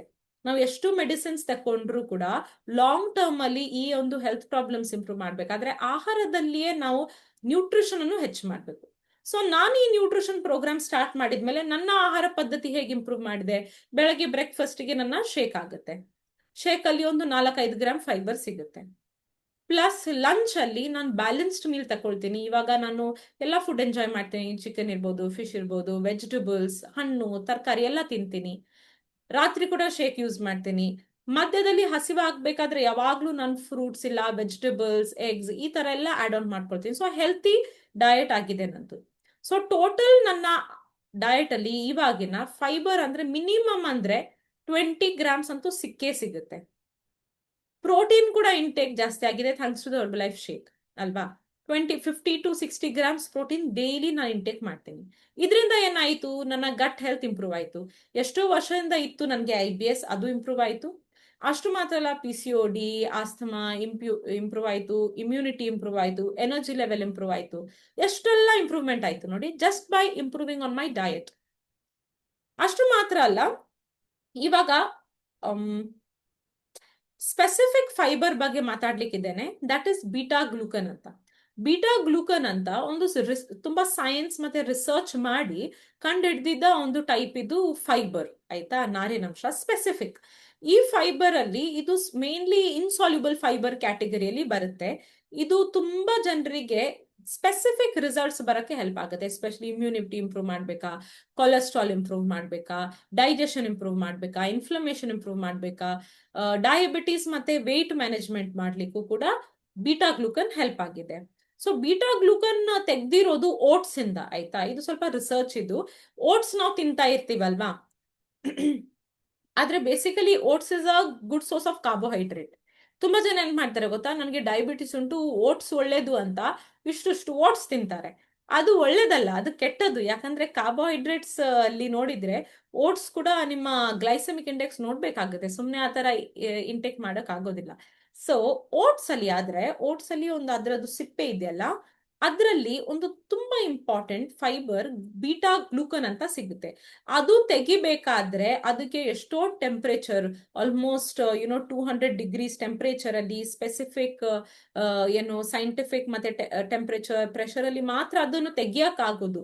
ಸುಮ್ನೆ ನಾನು ಓಟ್ಸ್ ತಿಂದ್ರೆ ಅದರಲ್ಲಿ ಬೀಟಾ ಗ್ಲೂಕನ್ ಸಿಗುತ್ತೆ ಆ ತರ ಆಗೋದಿಲ್ಲ. ಸೊ ಥ್ಯಾಂಕ್ಸ್ ಟು ಹರ್ಬಲೈಫ್ ನಮ್ಮ ಹತ್ರ ಸೈನ್ಸ್ ಇದೆ, ರಿಸರ್ಚ್ ಇದೆ, ಇನ್ನೋವೇಷನ್ ಇದೆ, ಡಾಕ್ಟರ್ಸ್ ಇದ್ದಾರೆ, ಎಲ್ಲರೂ ಇದು ಮಾಡಿ ನಮ್ಗೆ ಕೊಟ್ಟಿದ್ದಾರೆ. ಓಟ್ಸ್ ಇದು ಸಿಪ್ಪೆಯಿಂದ 3 ಗ್ರಾಮ್ ಅಷ್ಟು ಬೀಟಾ ಗ್ಲೂಕನ್ ತೆಗೆದು ಓಟ್ ಬೀಟಾ ಗ್ಲೂಕನ್ ಸ್ಯಾಶೆ ಮಾಡಿ ನಮ್ಗೆ ಕೊಟ್ಟಿದ್ದಾರೆ. ಅದರ ಹೆಸರು ಬೀಟಾ ಹಾರ್ಟ್. ಯಾರಾದ್ರೂ ಯೂಸ್ ಮಾಡ್ತಾ ಇದ್ದೀರಾ beta heart? Beta heart is a specific dietary fibre, especially in the insoluble fibre category. ತುಂಬಾ ಹೆಲ್ಪ್ ಮಾಡುತ್ತೆ ನಮ್ಮ ಹಾರ್ಟ್ ಹೆಲ್ತ್ಗೋಸ್ಕರ, ಕೊಲೆಸ್ಟ್ರಾಲ್ ಇಂಪ್ರೂವ್ ಮಾಡಕ್ಕೆ. ಅಂಡ್ ಸಮ್ ಕೇಸ್ ಸ್ಟಡೀಸ್ ನಾವು ಮತ್ತೆ ಡಿಸ್ಕಸ್ ಮಾಡೋಣ. ಇನ್ನೊಂದು ಫೈಬರ್ ನೀವು ಆಡ್ ಆನ್ ಮಾಡ್ಕೊಳ್ಬಹುದು, active fibre complex. Active fibre complex ಒಂದು ಸ್ಕೂಪ್ ಅಲ್ಲಿ 5 ಗ್ರಾಮ್ ಅಷ್ಟು ಫೈಬರ್ ಸಿಗುತ್ತೆ. ಓಕೆ, ಇದು ಹಸ್ಕ್, ಇದು ಗ್ರೇನ್ಸ್, ಇದು ಹಸ್ಕ್ ಇರುತ್ತೆ, ಹೊರಗಡೆದು ಸಿಪ್ಪೆ ಇರುತ್ತಲ್ವಾ, ಅದರಿಂದ ಮಾಡಿರುವಂತದ್ದು. So it's very good to improve your digestion. Constipation ಇದ್ದವರಿಗೆ ಹೆಲ್ಪ್ ಆಗುತ್ತೆ. ಆಫ್ಕೋರ್ಸ್ ಫೈಬರ್ ಇದು ಎಲ್ಲಾ ಬೆನಿಫಿಟ್ಸ್ ಆಕ್ಟಿವ್ ಫೈಬರ್ ಸಿಗುತ್ತೆ. ಯಾಕೆ ಯೂಸ್ ಮಾಡ್ಬೇಕು ಗೊತ್ತಾ ಅಡಿಷನಲ್ ಫೈಬರ್? ಯಾಕಂದ್ರೆ ನಮ್ಮ ಡೈಲಿ ಡಯಟ್ ಅಲ್ಲಿ ಅಷ್ಟು ಫೈಬರ್ ಸಿಗ್ತಾ ಇದೆಯಾ ಇಲ್ವಾ ದೊಡ್ಡ ಕ್ವೆಶ್ಚನ್ ಅಲ್ವಾ? ಸೊ ಇಂಟೇಕ್ ಇಂಪ್ರೂವ್ ಮಾಡಕ್ಕೆ ಆಡ್ ಆನ್ ಮಾಡ್ಕೊಳ್ಬಹುದು. ಬೀಟಾ ಹಾರ್ಟ್ ಮತ್ತೆ ಫೈಬರ್ 2 ಹೊತ್ತು ನೀವು ಸ್ನಾಕ್ ಟೈಮಿಗೆ ತಕೊಳ್ಬಹುದು. ವೇಟ್ ಮ್ಯಾನೇಜ್ಮೆಂಟ್ ಮಾಡ್ತಾ ಇದ್ದೀರಾ, ನಿಮ್ಮ ಕೋಚ್ ನಿಮಗೆ ಕೊಟ್ಟಿರ್ತಾರೆ 2 ಹೆಲ್ತಿ ಸ್ನಾಕ್ಸ್ ಅಲ್ವಾ, ಮಧ್ಯ 10ವರೆಗೆ ಮತ್ತೆ ಸಂಜೆ 4-5 ಗಂಟೆಗೆ. ಆ ಟೈಮಿಂಗ್ಸ್ ಅಲ್ಲಿ ನೀವು ಬೀಟಾ ಹಾರ್ಟ್ ಒಂದು ಸ್ಯಾಶೆ ನೀರಿಗೆ ಹಾಕಿ ಮಿಕ್ಸ್ ಮಾಡಿ ಕುಡಿಬಹುದು. ಬೈ ದ ವೇ, ಇದು ಮಾಡಕ್ಕೆ ಇದಕ್ಕಿಂತ ಸಿಂಪಲ್ ಏನಿದೆ ಹೇಳಿ? ಎಲ್ ಬೇಕಾದ್ರೂ ಒಂದು ಸ್ಯಾಶೆ ನೀವು ಇಟ್ಕೊಂಡು ಹೋಗ್ಬೋದು. ನೀರ್ ಎಲ್ ಬೇಕಾದ್ರೂ ಸಿಗುತ್ತೆ, ಒಂದು ಗ್ಲಾಸಿಗೆ ಹಾಕಿ ಸುಮ್ನೆ ಜಸ್ಟ್ ಇದು ಸ್ಟರ್ ಮಾಡಿ ಕುಡಿದ್ರೆ ಆಗತ್ತೆ, ಮಿಕ್ಸಿಗೆ ಹಾಕ್ಲೇಬೇಕಂತ ಇಲ್ಲ. ಇಲ್ವಾ ನೀವು ಬೆಳಗ್ಗೆದು ಶೇಕಿಗೆನೆ ಇಲ್ಲ ರಾತ್ರಿ ಶೇಕಿಗೆ beta heart or fibre complex add ಮಾಡಿ ಕುಡಿಬಹುದು. ಆಗ ಏನಾಗುತ್ತೆ, ಒಂದು ಶೇಕ್ ಇದ್ದು ಫೈಬರ್ 5 ಗ್ರಾಮ್ಸ್ ಹೆಚ್ಚಾಗುತ್ತೆ. ಒಂದು ಶೇಕಲ್ಲೇ ಆಲ್ಮೋಸ್ಟ್ 8 to 10 ಗ್ರಾಮ್ಸ್ ಫೈಬರ್ ಸಿಗುತ್ತೆ. ಸೊ ಯಾವಾಗ ಬೇಕಾದ್ರೂ ನೀವು ಫೈಬರ್ ಅನ್ನು ಆಡ್ ಮಾಡ್ಕೊಳ್ಬಹುದು. ನೀವು ಫಾರ್ ಎಕ್ಸಾಂಪಲ್ ಸೂಪ್ಸ್ ಮಾಡ್ತೀರಾ, ಅದಕ್ಕೆ ನೀವು ಫೈಬರ್ ಆಡ್ ಮಾಡ್ಕೊಳ್ಬಹುದು. ಯಾಕೆ? ಇದಕ್ಕೆ ಟೇಸ್ಟ್ ಇಲ್ಲ, ಯಾವ್ದಲ್ಲೂ ಬೇಕಾದ್ರೂ ಹಾಕಿ ಯೂಸ್ ಮಾಡ್ಕೋಬಹುದು. ನಿಮ್ಮ ಮನೇಲಿ ಏಜ್ ಆಗಿದ್ದವ್ರು ಇದ್ದಾರಾ? ಏಜ್ ಆಗಿದ್ದವ್ರಿಗೆ ನೋಡಿ, ಫಸ್ಟ್ ಮೇನ್ ಪ್ರಾಬ್ಲಮ್ ಬರೋದೇ ಕಾನ್ಸ್ಟಿಪೇಷನ್. ಹೊಟ್ಟೆ ಕ್ಲೀನ್ ಆಗೋದಿಲ್ಲ, ಹೊಟ್ಟೆ ಕ್ಲೀನ್ ಆಗೋದು ಅಷ್ಟೇ ಹೇಳ್ತಾ ಇದ್ದಾರೆ. ಅವರ ಫುಡ್ ಅಲ್ಲಿ ಎಲ್ಲೆಲ್ಲಿ ಆಗುತ್ತೋ ಫೈಬರ್ ಅನ್ನು ಆಡ್ ಮಾಡಿ ಕೊಡಿ. ಶೇಕ್ ಕೊಟ್ರೆ ಬೆಸ್ಟ್, ಶೇಕ್ ಒಟ್ಟಿಗೆ ಫೈಬರ್ನು ಹಾಕಿ. ಇಲ್ವಾ ಸಾರಿ ಇಲ್ವಾ ಮಧ್ಯಾಹ್ನ ನೀರಲ್ಲಿ ಹಾಕಿ ಕೊಡಿ, ಇಲ್ಲ ಸಂಜೆ ಸೂಪ್ಸ್ ಮಾಡ್ತೀರಾ ಸೂಪ್ ಅಲ್ಲಿ ಹಾಕಿ ಕೊಡಿ. ಯಾರು ಬೇಕಾದ್ರೂ ಯೂಸ್ ಮಾಡ್ಬೋದು. ಫೈಬರ್ ಕಾಂಪ್ಲೆಕ್ಸ್ ಅಷ್ಟು ಹೆಲ್ಪ್ ಆಗುತ್ತೆ. ರೀಸೆಂಟ್ಲಿ ನನ್ನ ಒಬ್ರು ಕ್ಲೈಂಟ್ ಇದ್ರು, ಅವರು ಕ್ಯಾನ್ಸರ್ ಇಂದ ರಿಕವರ್ ಆಗ್ತಾ ಇದ್ದಾರೆ. ತುಂಬಾ ಮೆಡಿಸಿನ್ಸ್ ಯೂಸ್ ಮಾಡ್ತಾ ಮಾಡ್ತಾ ತುಂಬಾ ಕಾನ್ಸ್ಟಿಪೇಷನ್ ಆಗಿದೆ ಅವ್ರಿಗೆ. ಸೊ ಅವಾಗಿಂದ ನಾನು ಯಾವಾಗಿಂದ ಫೈಬರ್ ಅವ್ರಿಗೆ ಆಡ್ ಆನ್ ಮಾಡಿದೆನೋ, ಅವ್ರು ಒಂದೇ ಹೇಳೋದು, ನನ್ಗೆ ಹೊಟ್ಟೆ ಕ್ಲೀನ್ ಆಗುತ್ತೆ ಅಷ್ಟೇ ನನ್ಗೆ ತುಂಬಾ ಸಂತೋಷ ಆಗೋದು ಅಂತ. ಸೊ ಏನಾಗ್ತಾ ಇದೆ ನೋಡಿ, ಹೊಟ್ಟೆ ಕ್ಲೀನ್ ಆದ್ರೆ ಎಲ್ಲವೂ ನಮ್ಮ ಮೈಂಡ್, ಬಾಡಿ, ಬ್ರೈನ್ ಎಲ್ಲವೂ ಸರಿಯಾಗಿ ಕೆಲಸ ಮಾಡುತ್ತೆ. ಇಲ್ಲಾಂದ್ರೆ ಅದರಿಂದನೇ ಎಷ್ಟೋ ಇರಿಟೇಷನ್ ಆಗ್ತಾ ಇರುತ್ತೆ, ಹೌದಲ್ವಾ? ನಾನೊಂದು ಕೇಸ್ ಸ್ಟಡಿ ನಿಮ್ಮ ಹತ್ರ ಶೇರ್ ಮಾಡಕ್ ಇಷ್ಟಪಡ್ತೀನಿ. ಒಬ್ರು ಕ್ಲೈಂಟ್ ಜಸ್ಟ್ 30 days ಆಗೋ ಸ್ಟಾರ್ಟ್ ಮಾಡ್ಬೇಕಾದ್ರೆ ನೋಡಿ, ನಮ್ಮ ಹತ್ರ ಬರ್ಬೇಕಾದ್ರೆ ಅವರ HbA1c ಆಲ್ಮೋಸ್ಟ್ 7.5 ಇತ್ತು, ರೈಟ್? ಮೆಡಿಸಿನ್ಸ್ 2 ಸತಿ ಅವರು ಟ್ಯಾಬ್ಲೆಟ್ಸ್ ತಗೊಳ್ತಾ ಇದ್ದಾರೆ, ಆದ್ರೂ ಕೂಡ 7.5 HbA1c. ಒಂದು ತಿಂಗಳಲ್ಲಿ ಒಂದು shake along with beta heart ಮತ್ತೆ ಫೈಬರ್ ಕಾಂಪ್ಲೆಕ್ಸ್ ಆಡ್ ಮಾಡಿ HbA1c ನೋಡಿ 6.6ಗೆ ಬಂದಿದೆ. 1 month ರಿಸಲ್ಟ್ಸ್. ಇನ್ನು ಒಂದು ತಿಂಗಳಲ್ಲಿ ನಾರ್ಮಲಿಗೆ ಬರ್ಬೋದಾ HbA1c? Definitely. So here we are again, let me specify, V are not speaking about curing are treating any diseases. Herbalife products are not meant to diagnose, treat any health problems, but we are only helping you change your diet and lifestyle. ಅವರ sugar ಮಾತ್ರ ಅಲ್ಲ, cholesterol ಕೂಡ ತುಂಬಾ high ಇರ್ತಾ ಇತ್ತು. ಯಾವಾಗ್ಲೂ ನೋಡಿ 234 ಇತ್ತು ಇದು ಮುಂಚೆದು, ಇವಾಗ ನೋಡಿ 30 days ಅಲ್ಲಿ 200ಗೆ ಬಂದಿದೆ. ಟ್ರೈಗ್ಲಿಸರೈಡ್ ನೋಡಿ 263 ಇತ್ತು, 1 month ಅಲ್ಲೇ 194ಗೆ ಬಂದಿದೆ. ಸೊ ಏನಾಗುತ್ತೆ ಅಂದ್ರೆ, ಈ ತರ ಎಲ್ಲ ಲಿಪಿಡ್ಸ್ ಎಲ್ಲ ಡಿಸ್ಫಂಕ್ಷನ್ ಆಗ್ಬೇಕಾದ್ರೆ ಕಾರಣವೇ ಮೇನ್ಲಿ ನಮ್ಮ ಆಹಾರ ಪದ್ಧತಿ. ಯಾವಾಗ ಬೀಟಾ ಹಾರ್ಟ್ ಮತ್ತೆ ಫೈಬರ್ ಆಡ್ ಮಾಡಿದ್ರೋ ಅವಾಗ ಅಡಿಷನಲ್ ಫೈಬರ್ ಹೋಯ್ತಲ್ಲ ಹೊಟ್ಟೆಗೆ, ಅಲ್ವಾ? ಅವಾಗ ಇಂಪ್ರೂವ್ ಆಗಕ್ಕೆ ಹೆಲ್ಪ್ ಆಯ್ತು. So with that I would be open for questions before we go for results. ಕೆಲವೊಂದು ರಿಸಲ್ಟ್ಸ್ ನಿಮ್ಮ ಹತ್ರ ಶೇರ್ ಮಾಡಿಸ್ಲಿಕ್ಕೆ ಇಷ್ಟಪಡ್ತೇನೆ. ಯಾರಿಗಾದ್ರೂ ಏನಾದ್ರೂ ಕ್ವೆಶನ್ಸ್ ಇದೆಯಾ ಅದಕ್ಕಿಂತ ಮುಂಚೆ ಕೇಳಕ್ಕೆ? ಎನಿ ಕ್ವೆಶನ್ಸ್ ಫೈಬರ್ ಬಗ್ಗೆ? ಯಾರಿಗಾದ್ರೂ ಕ್ವಶನ್ ಇದ್ರೆ ಓಪನ್ ಆಗಿ ಕೇಳ್ಬೋದು, ಏನ್ ತೊಂದ್ರೆ ಇಲ್ಲ. ಐ ಮೀನ್ ಹೆಸಿಟೇಷನ್ ಏನಿಲ್ಲ. ಇನ್ನೊಂದು ಏನ್ ಗೊತ್ತಾ, ಈ ಕಮ್ಯುನಿಟಿಲಿ ನೋಡಿ, ನೀವು ಏನ್ ಕ್ವಶನ್ ಕೇಳಿದ್ರು ಎಕ್ಸ್ಪೀರಿಯನ್ಸ್ಡ್ ಕೋಚಸ್ ಇದ್ದಾರೆ, ಆನ್ಸರ್ ಕೊಡ್ತಾರೆ. ಅದೇ ನೀವು ಹೊರಗಡೆ ಹೋಗಿ ನಿಮ್ಮ ನೇಬರ್ ಫ್ರೆಂಡ್ಸ್ ಹತ್ರ ಕೇಳಿದ್ರೆ ಅವರಿಗೂ ಗೊತ್ತಿರೋದಿಲ್ಲ, ನಿಮ್ಮಷ್ಟೇ ನಾಲೆಜ್ ಅವರಿಗೂ ಇರುತ್ತೆ, ಇನ್ನೇನೋ ಹೇಳ್ತಾರೆ, ನೀವು ಏನೋ ಮಾಡ್ತೀರಾ. ಸೊ ರೈಟ್ ಕ್ವೆಶನ್ಸ್ ಇಲ್ಲಿ ಕೇಳಕ್ ನಿಮ್ಗೆ ಅವಕಾಶ ಇರೋದು. You can ask. I'll wait for 10 seconds for you to unmute and ask. If not, I'll move ahead.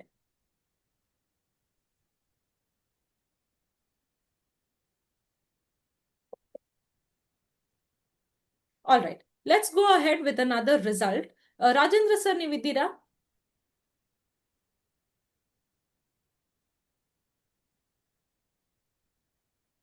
Rajendra sir ಇದ್ದೀರಾ ಸೆಷನ್ ಅಲ್ಲಿ?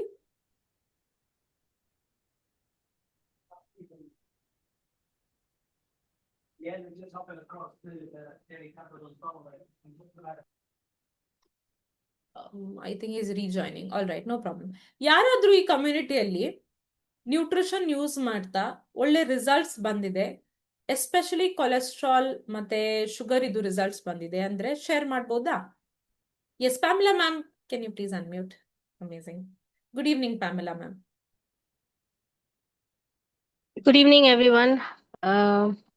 I would like to share my results. I was highly diabetic when I started, I was HbA1c level at 10.1, 10.5, sorry. And after 6 months, checking my blood sugar, it was HbA1c level was 5.4, normal. Wow. And my sugar medicines from 3 to, it has been 1 now. Wow. And cholesterol level was on borderline. That also has come to normal in 6 months. So great results through Herbalife. So that's thank you so much. What has been your total weight loss, Pamela, ma'am? I've lost around 29 kgs, ma'am. Amazing. Thank you for sharing. Wonderful result. Congratulations. Thank you. ನೋಡಿ, Thank you so much. 29 kg extra fat ಬೇಡದೆ ಇರೋದಲ್ವಾ?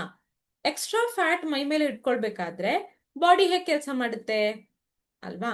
So ಜಾಸ್ತಿಯಾಗಿ sugar ಅಂದ್ರೆ diabetes ಇರ್ಬೋದು, cholesterol ಇರ್ಬೋದು, ಇವೆಲ್ಲ problems ಬರಕ್ಕೆ ಜಾಸ್ತಿಯಾಗಿ ಕಾರಣ ಇರುತ್ತೆ ನಮ್ಮ ಆಹಾರ ಪದ್ಧತಿ ಮಾತ್ರ, ನಮ್ಮ ಬಾಡಿ ಒಳಗಡೆ ಇರುವ ಫ್ಯಾಟ್ ಸ್ಟೋರ್ ಆಗಿದೆಯಲ್ಲ ವಿಸರಲ್ ಫ್ಯಾಟ್ ಆಗಿ. ಸೊ ಇದರಿಂದ ಪ್ರಾಬ್ಲಮ್ಸ್ ಬರುವಂತದ್ದು. ಸೊ ಯಾವಾಗ ನಾವು ಈ ಶೇಕ್ ಯೂಸ್ ಮಾಡ್ತೀವೋ, ಫೈಬರ್ ಆಡ್ ಆನ್ ಮಾಡ್ತೀವೋ, ಆಡ್ ಮಾಡಿದ ಕಾರಣ ಓವರ್ ಆಲ್ ಇಂಪ್ರೂವ್ಮೆಂಟ್ಗೋಸ್ಕರ ಹೆಲ್ಪ್ ಆಗುತ್ತೆ. ಪ್ಯಾಮ್ಲಾ ಮ್ಯಾಮ್, ನೀವು ಫೈಬರ್ ಯೂಸ್ ಮಾಡ್ತೀರಾ? Yes, ma'am. I'm using activated fiber complex and probiotics as well as aloe vera concentrate for my gut health. Amazing. Ma'am, what is the time you take fiber complex? I take it with my shake in the night. In the night. Amazing. Amazing. Good, good. Thank you for sharing. Thank you so much. Yes, so Thank you. Fibre add ಮಾಡ್ಬೇಕಾದ್ರೆ night shake ಅಲ್ಲಿ ಇನ್ನೂ better work ಆಗುತ್ತೆ always. ನಿಮ್ಗೆ cravings control ಆಗ್ಬೇಕು ಇಡೀ ದಿವಸದಲ್ಲಿ ಅಂದ್ರೆ even snack ಟೈಮಿಗೆ ನೀವು ತಗೊಳ್ಬಹುದು. ಎಸ್ಪೆಷಲಿ 4 to 6 ಕ್ರೇವಿಂಗ್ಸ್ ಇರುತ್ತೆ ಕೆಲವರಿಗೆ, ಹೆಲ್ಪ್ ಮಾಡುತ್ತೆ. Anybody else wants to share? Say hi Frida. Yes sir. So ನಾನು ನಮ್ಮ ಕ್ಲೈಂಟ್ಸ್ಗಳದ್ದು ಕೆಲವು ಶೇರ್ ಮಾಡ್ತೇನೆ, ಬಟ್ ಇಲ್ಲಿ ಎಸ್ ಸರ್. ಅವ್ರದ್ದು ರಿಪೋರ್ಟ್ ಇಲ್ಲ. But however I can overall I can share their testimonies. ಒಂದು ಇವಾಗ ರಿಚರ್ಡ್ ಅಂತಿದ್ರು, ಐ ಥಿಂಕ್ ಜಸ್ಟ್ ಎಕ್ಸಿಟ್ ಆದಂತ ಕಾಣುತ್ತೆ. ಸ್ಟಾರ್ಟಿಂಗ್ ಅಲ್ಲಿ ಅವ್ರು ಮಾತಾಡಿದ್ರು. ಎಸ್. ಅವರು 1 ಮಂತ್ ಇಂದ ನಮ್ಮ ಕಮ್ಯುನಿಟಿಯಲ್ಲಿ ಇದ್ದಾರೆ. ಅಂಡ್ ಅವ್ರದ್ದು HbA1c ವಾಸ್ 9.8 ಇತ್ತು. ಓಕೆ, 9.8 ಮತ್ತೆ 25 ಇಯರ್ಸ್ ಇದೆ ಅದು. 9.8 25 ಇಯರ್ಸ್, ಈಗ 60 ಅವರು, ಆಯ್ತಾ. ಸೀನಿಯರ್ ಸಿಟಿಜನ್ ಆಗಿದ್ದಾರೆ ಈಗ. 35ನೇ ವರ್ಷಕ್ಕೆ ಅವರಿಗೆ ಡಯಾಬಿಟಿಸ್ ಸ್ಟಾರ್ಟ್ ಆಗಿದ್ದು. ಅಂಡ್ ನಮ್ಮ ಕಮ್ಯುನಿಟಿಗೆ ಒಂದು ಎಕ್ಸಾಕ್ಟ್ 1 ಮಂತ್ ಆಯ್ತು. ಅಂಡ್ ಸ್ಟ್ರೈಟ್ ಅವೇ ನಾನು ಅವರಿಗೆ ಡೈಜೆಸ್ಟಿವ್ ಹೆಲ್ತ್ ಶೇಕ್ ಅಂದ್ರೆ with active fibre complex shake start ಮಾಡಿದ್ದು ನ್ಯೂಟ್ರಿಷನ್ ಕ್ಲಬ್ ಅಲ್ಲಿ. ಅವರು ಜಸ್ಟ್ 20 ಡೇಸ್ ಅಲ್ಲಿ ಅವ್ರು ಟೆಸ್ಟ್ ಮಾಡಿದ್ದು. ನಾನು ಹೇಳಿದೆ 1 ಮಂತ್, ಒಂದು 3 ಮಂತ್ಸ್ ಆಗ್ಲಿ ಸರ್ HbA1c, ಅದು 3 ಮಂತ್ಸ್ ಎವರೇಜ್. ಇಲ್ಲ ನನಗೆ ನೋಡ್ಬೇಕು, ಅವ್ರನ್ನ ಆಗಾಗ ನೋಡೋದೊಂದು ಅಭ್ಯಾಸ ಅವರಿಗೆ. ಸೊ ಅವ್ರದ್ದು ಏನಾಗಿತ್ತು ಅಂದ್ರೆ 8ಗೆ ಬಂದಿದೆ ಜಸ್ಟ್ 20 ಡೇಸ್ ಅಲ್ಲಿ. Wow. And not only with just fibre complex ಅಂತಲ್ಲ, ಅವರು ಜೊತೆಗೆ ಅವರಿಗೆ ಫ್ಯಾಟಿ ಲಿವರ್ ಇದೆ. ಓಕೆ, ಅವರು ಹರ್ಬಲ್ ಲೈಫ್ ಲೈನ್ ಸ್ಟಾರ್ಟ್ ಮಾಡಿದ್ದಾರೆ. ಅಂಡ್ ಅದರದ ರಿಸಲ್ಟ್ ವಿ ಆರ್ ಅವೈಟಿಂಗ್. ಮತ್ತೆ 4 kg ವೆಯ್ಟ್ ಲಾಸ್ ಆಗಿದ್ದಾರೆ. 2% ಬಾಡಿ ಫ್ಯಾಟ್ ಕಮ್ಮಿ ಆಗಿದೆ. ವಿಸರಲ್ ಫ್ಯಾಟ್ 1.5% ಕಮ್ಮಿ ಆಗಿದೆ. Massive changes in the life food habit ಅಲ್ಲಿ. ಮ್ಯಾಸಿವ್ ಇನ್ ದ ಸೆನ್ಸ್ ಅವ್ರದ್ದು ಫುಡ್ ಹ್ಯಾಬಿಟ್ ಅಂದ್ರೆ ತಿನ್ನೋದೇ ಕಮ್ಮಿ ಮಾಡಿಬಿಟ್ಟಿದ್ದಾರೆ. ಸಿ, ತಿನ್ನೋದು ಕಮ್ಮಿ ಮಾಡೋದು ನಾಟ್ ಎ ರೈಟ್ ಇದು. ಅದು ನಾವು ಏನ್ ಮಾಡಿದ್ವಿ ನ್ಯೂಟ್ರಿಷನ್ ಕ್ಲಬ್ ಅಲ್ಲಿ ಅದನ್ನು ಬ್ಯಾಲೆನ್ಸ್ ಮಾಡಿಸ್ತೀವಿ ಅಷ್ಟೇ. Okay, and we made him to eat right rather eat less. Okay, so ಅದರಿಂದಾಗಿ ಸೂಪರ್ ಹ್ಯಾಪಿ. ಅಂಡ್ ಮತ್ತೆ ಈಗ ಏನಂತ ಹೇಳಿದ್ರೆ ಅವರಿಗೆ ಪ್ಯಾರಾಮೀಟರ್ಸ್ ಬಗ್ಗೆ ನಾಲೆಜ್ ಇರ್ತಾ ಇರಲಿಲ್ಲ. ಅಂಡ್ ಪ್ಯಾರಾಮೀಟರ್ಸ್ ಮತ್ತೆ ರೆಗ್ಯುಲರ್ ಆಗಿ ಒಂದು ದಿನ ಮಿಸ್ ಮಾಡಲ್ಲ, ಡೈಲಿ ವಾಕಿಂಗ್ ಮಾಡ್ತಾರೆ. Is a hotelier by background. So ಅದನ್ನೆಲ್ಲ ಚೇಂಜಸ್ ಮಾಡ್ಕೊಂಡಿರೋದ್ರಿಂದ ಅಂಡ್ ಸೂಪರ್ ಆಗಿ ರಿಸಲ್ಟ್ ಬಂದಿದೆ. ಒಂದು, ದಿಸ್ ಇಸ್ ರಿಚರ್ಡ್ ಅವರ್ ರಿಸಲ್ಟ್. ಸೆಕೆಂಡ್ ರಿಸಲ್ಟ್ ಬಂದ್ಬಿಟ್ಟು ತುಂಬಾ ಸಮಯದಿಂದ ನಮ್ಮ ಕಮ್ಯುನಿಟಿಯಲ್ಲಿ ಇದ್ದಾರೆ, ಶೋಭಾ ಅಂತ ಮೇಡಮ್. ಅವರು ಜಾಯಿನ್ ಆಗ್ತಿದ್ರು. ಈಗ ಮನೆಯಲ್ಲೇ ತಗೊಳ್ತಾರೆ ರೆಗ್ಯುಲರ್ ಆಗಿ, ವೆರಿ ಕನ್ಸಿಸ್ಟೆಂಟ್. ಅವ್ರದ್ದು ಅಷ್ಟೇ 22 ವರ್ಷಗಳಿಂದ ಬ್ಯಾಂಕ್ ಅಲ್ಲಿ ವರ್ಕ್ ಮಾಡ್ತಿದ್ರು. ಅವ್ರು 22 ವರ್ಷದಿಂದ ಹೈಲಿ ಡಯಾಬಿಟಿಕ್. ಮತ್ತೆ 9.5 ಅಪ್ ಟು 10+ HbA1c ಅಲ್ಲಿ ಹೋಗ್ತಾ ಇತ್ತು. ಅವ್ರದ್ದು ಈಗ ರಿಟೈರ್ಮೆಂಟ್ ಆದ್ರು. 38ಕ್ಕೆ ಸ್ಟಾರ್ಟ್ ಆಗಿದ್ದು, ಈಗ ಶಿ ಇಸ್ ರಿಟೈರ್ಡ್. 22 ವರ್ಷಗಳಿಂದ ಹೈ ಡಯಾಬಿಟಿಕ್, ಎಕ್ಸ್ಟ್ರೀಮ್ಲಿ ಡಯಾಬಿಟಿಕ್. ಮತ್ತೆ ಮೆಡಿಸಿನ್ಸ್ ಮೆಟ್ಫಾರ್ಮಿನ್ ಅದೆಲ್ಲ ತಗೊಂಡು ಅವ್ರದ್ದು ಬೋನ್ ಎಲ್ಲ ಇದಾಗಿದೆ. ನಾರ್ಮಲಿ ಮೆಟ್ಫಾರ್ಮಿನ್ ತಗೊಂಡವರಿಗೆ ಬೋನ್ ಮಾಸ್ ಕಮ್ಮಿ ಆಗುವಂಥದ್ದು ಇರ್ಬೋದು, ಸವಿಯುದಿರ್ಬೋದು, ಅಥವಾ B12 ವಿಟಮಿನ್ B12 ಎಲ್ಲ ರೆಡ್ಯೂಸ್ ಆಗ್ಬಿಡುತ್ತೆ ಸೊ ಕಂಟಿನ್ಯೂಸ್ ತಗೊಂಡ್ರೆ. ಸೊ ಹೌದು ಆ ಥರ ಆಗಿತ್ತು. And with the nutrition massive ಒಂದು active fibre complex, beta heart, Herbalife line, ಮತ್ತೆ 2 ಶೇಕ್ಸ್ ಪ್ರೋಟೀನ್ ಆಪ್ಟಿಮೈಸ್ ಮಾಡಿದ್ವಿ. ಮತ್ತೆ ಲೈಫ್ ಸ್ಟೈಲ್ ಚೇಂಜ್ ಸಿಕ್ಕಾಪಟ್ಟೆ ಚೇಂಜ್ ಮಾಡಿ ಈಗ ಮೊನ್ನೆ ರೀಸೆಂಟ್ ಮಾಡಿಸಿದ್ದಾರೆ 6.9 ಇದೆ. Wow, amazing. 6.9. Okay, it is really healthy. If not I mean super healthy ಇಲ್ಲ ಅಂದ್ರೆ ಹೇಳಿದ್ರು 6.9 is quite good for 60 years age. Okay, it is good actually. Amazing result ಅವ್ರದ್ದು. ಓಕೆ, ಅಂಡ್ ಅವ್ರದ್ದು ಒಂದೂವರೆ ವರ್ಷ ಮಸಲ್ ಗೇನ್ ಆಗಿರ್ಲಿಲ್ಲ. ಲಾಸ್ಟ್ 6 months ಇಂದ ಒಂದು 2-3% muscle gain ಆಗಿದೆ. ಹೈ ಡಯಾಬಿಟಿಕ್ ಮತ್ತೆ ಲೈಫ್ ಸ್ಟೈಲ್ ಚೆನ್ನಾಗಿಲ್ಲ ಅಂತ ಹೇಳಿದ್ರೆ ನಾರ್ಮಲಿ ಮಸಲ್ ಗೇನ್ ಆಗಲ್ಲ 60 ವರ್ಷಕ್ಕೆಲ್ಲ. ಅವ್ರದ್ದು ಶಿ ಸ್ಟಾರ್ಟೆಡ್ ಗೇನಿಂಗ್, ಮತ್ತೆ ಪ್ರೋಟೀನ್ ಆಪ್ಟಿಮೈಸ್ ಮಾಡಿದ್ರು. ಕ್ಯಾನ್ ಸಂಬಡಿ ಅವ್ರನ್ನ ಯಾರೋ ಮಾತಾಡ್ತಿದ್ದಾರೆ, ಅವರನ್ನು ಮ್ಯೂಟ್ ಮಾಡ್ಬೋದು. ಸೊ ದಿಸ್ ಇಸ್ ಇದು amazing result. Okay, incredible result. ಇನ್ನೊಂದು ರಿಸಲ್ಟ್ ಹೇಳ್ತೀನಿ, ಸಿಲ್ವಿಯಾ ಮೆನಡ್ ಮೇಡಮ್ ಅಂತ. ಅವ್ರು ನಮ್ಮ ಫಿಸಿಕಲ್ ನ್ಯೂಟ್ರಿಷನ್ ಕ್ಲಬ್ ಬರ್ತಾರೆ, ಇದಕ್ಕೆಲ್ಲ ಬರಲ್ಲ. ಅವರು 1 ವರ್ಷ ಮೇಲೆ ಆಯ್ತು ರೆಗ್ಯುಲರ್ ನ್ಯೂಟ್ರಿಷನ್ ಕ್ಲಬ್. ಅವರಿಗೆ ಏನಿರ್ಲಿಲ್ಲ ಅಂತಾನೆ ಗೊತ್ತಿಲ್ಲ, ಎಲ್ಲ ಇತ್ತು. ಓಕೆ, ಅಂದ್ರೆ ಥೈರಾಯ್ಡ್, ಮತ್ತೆ ಇದು ಏನಂತ ಹೇಳಿದ್ರೆ ಅವರಿಗೆ ಥೈರಾಯ್ಡ್, ಮತ್ತೆ fatty liver, grade 2 fatty liver, extreme overweight, ಬೋನ್ದು ಪ್ರಾಬ್ಲಮ್ ಅವ್ರಿಗೆ. ಚೇರಲ್ಲಿ ಕೂತ್ರೆ ಎದ್ದೇಳಿಕ್ಕಾಗಲ್ಲ. ಎದ್ದು ಸಡನ್ ಆಗಿ ನಮ್ಗೆ ನ್ಯೂಟ್ರಿಷನ್ ಕ್ಲಬ್ ಫಸ್ಟ್ ಡೇ ಬರ್ಬೇಕಾದ್ರೆ ಡಿಫ್ರೆಂಟ್. ಅವ್ರು ಕೂತಾಗ ಸರಿಯಾಗಿ ಎದ್ದೇಳಕ್ ಆಗ್ತಾ ಇಲ್ಲ. ಅಂಡ್ ನಾವು ಈಗ 1 ವರ್ಷ ಮೇಲಾಯ್ತು ಕನ್ಸಿಸ್ಟೆಂಟ್, ಮತ್ತೆ ಸಪ್ಲಿಮೆಂಟ್ಗಳೊಂದು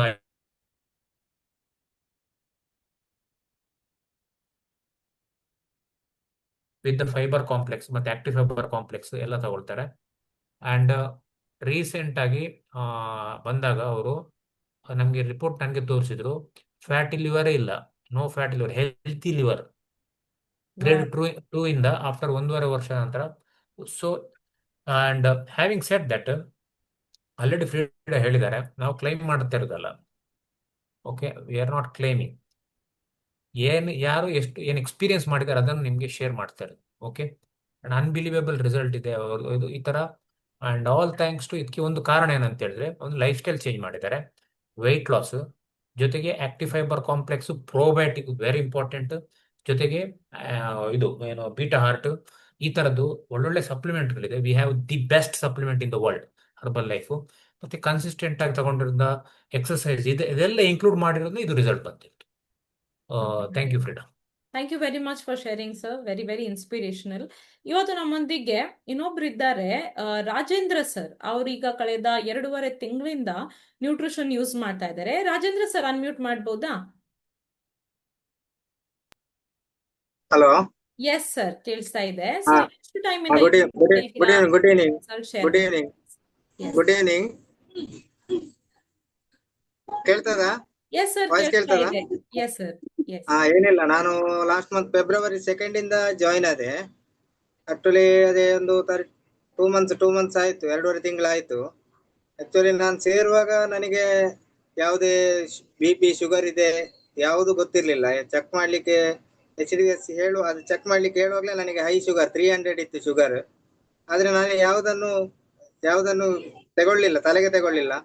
ಇಲ್ಲಿ ಹೇಳಿದ್ಮೇಲೆ ಖಾಲಿ ನಮ್ಮ ಶೇಕ್ ಸ್ಟಾರ್ಟ್ ಮಾಡಿದ್ಮೇಲೆ, ಮಾರ್ನಿಂಗ್ ಶೇಕ್, ಹಾಗೆ ನಿಮ್ಮ ಈ ನ್ಯೂಟ್ರಿಷನ್ ಕ್ಲಬ್ಬಿನ ಮೇಲೆ ಮೀಲ್ಸ್ ಪ್ಲಾನ್ ಕೊಟ್ಟರು. ಮೀಲ್ಸ್ ಪ್ಲಾನ್ ಕೊಟ್ಟ ಮೇಲೆ ನನಗೆ 1 month ಅಲ್ಲಿ ಸಾಧಾರಣ 110 ನಾನು ಕಡಿಮೆ ಆಗಿದೆ ಶುಗರ್. 190ಗೆ ಬಂದು ಇಳಿದಿದ್ದೇನೆ. ಈಗಿನ ರಿಪೋರ್ಟ್ ಈಗ ನೆಕ್ಸ್ಟ್ ಗೊತ್ತಾಗತ್ತೆ.